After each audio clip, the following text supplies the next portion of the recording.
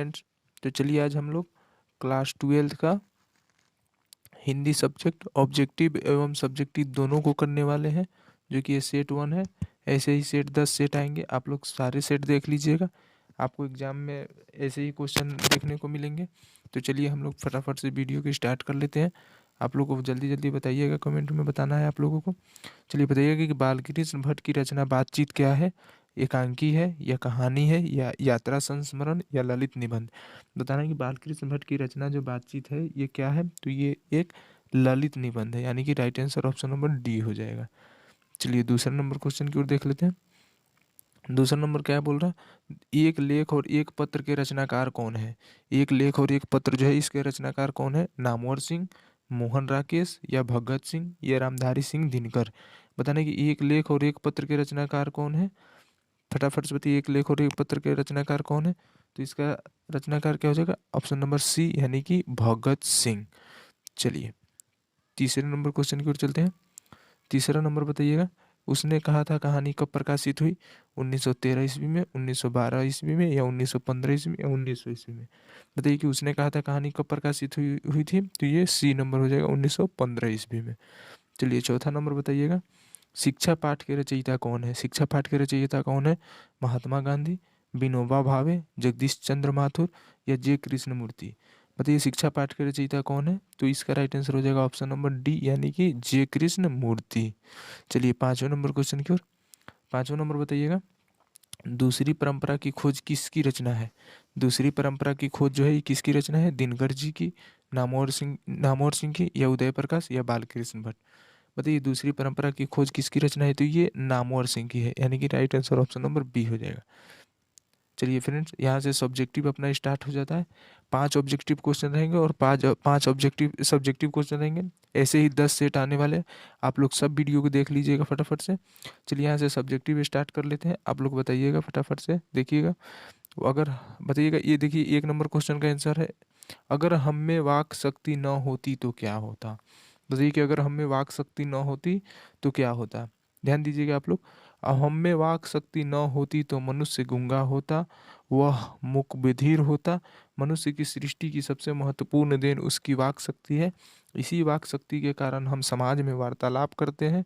वह अपनी बातों का अभिव्यक्त करता है और उसकी यही अभिव्यक्ति वाक शक्ति भाषा कहलाती है। क्या कहलाती है, अभिव्यक्ति वाक शक्ति भाषा कहलाती है। व्यक्ति समाज में रहता है, इसलिए अन्य व्यक्ति के साथ पारस्परिक संबंध और कुछ ज़रूरतें होती हैं जिसके कारण वहाँ वार्तालाप करते हैं। यह ईश्वर द्वारा दी हुई मनुष्य की अनमोल कृति है। इस वाक शक्ति के कारण वह मनुष्य है। यदि हम में इस वाक शक्ति का अभाव होता तो मनुष्य जानवरों की भांति ही होता। वह अपनी क्रियाओं का अभिव्यक्त नहीं कर पाता। जो हम सुख दुख इंद्रियों के कारण अनुभव करते हैं, वह अवाक रहने से नहीं कर पाते। मतलब कहने का मतलब है ये कि हम लोग जो बातें करते हैं आपस में, अगर हम में ये वाक शक्ति ना होती तो हम लोग नहीं कर पाते, जानवरों की तरह हम लोग भी प्रतीत होते। तो यही है 1 नंबर क्वेश्चन। चलिए दूसरे नंबर क्वेश्चन को देख लेते हैं।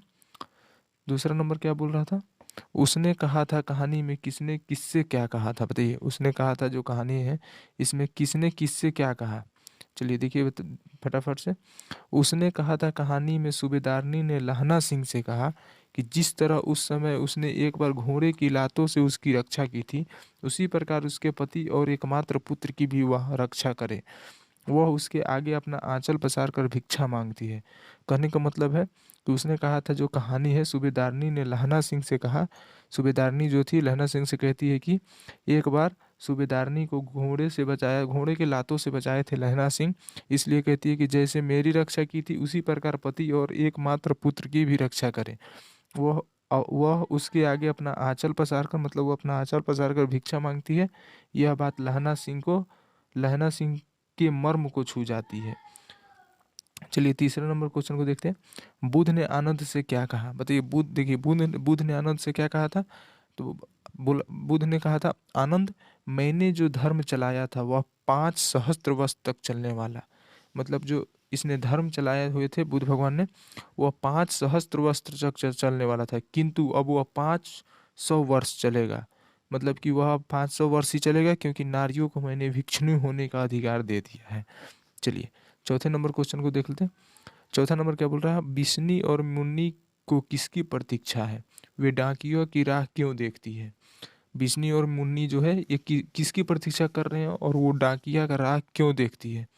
तो देखिए क्या बोल रहा, बिस्नी को अपने सिपाही पुत्र एवं मुन्नी को सिपाही भाई की प्रतीक्षा है। वे राह चिट्ठी आने को देखती है क्योंकि उसने पिछली चिट्ठी में लिखा था वे वर्मा की लड़ाई पर जा रहे हैं। माँ और बेटी किसी अनिष्ट शंका के कारण चिट्ठी का इंतजार करते हैं। चलिए पांचवें नंबर क्वेश्चन की ओर। पांचवें नंबर क्या बोल रहा है, तिरिच क्या है, कहानी में यह किसका प्रतीक है, मतलब तिरिच क्या है, तिरिच क्या है। तो चलिए देखिए क्या है तिरिच। तिरिच छिपकली प्रजाति का जहरीला लिजार्ड है। क्या है, छिपकली प्रजाति का जहरीला लिजार्ड है जिसमें विषखापर भी कहते हैं। क्या कहते हैं जिसको, विषखापर कहते हैं। कहानी में तिरिच प्रचलित विश्वासों और रूढ़ियों का प्रतीक है। चलिए फ्रेंड 5 क्वेश्चन हो गया आपका सब्जेक्टिव ही ऑब्जेक्टिव। अगर आपको इसका पीडीएफ चाहिए तो टेलीग्राम चैनल ज्वाइन कर लीजिए, वहाँ पे इसका आपको पीडीएफ मिल जाएगा। और अगर वीडियो अच्छा लगे तो लाइक कर दीजिएगा, चैनल को सब्सक्राइब कर लीजिएगा, ऐसे ही वीडियो आपको मिलते रहेंगे। ओके फ्रेंड्स, फिर मिलते हैं अगले वीडियो में, तब तक के लिए बाय बाय।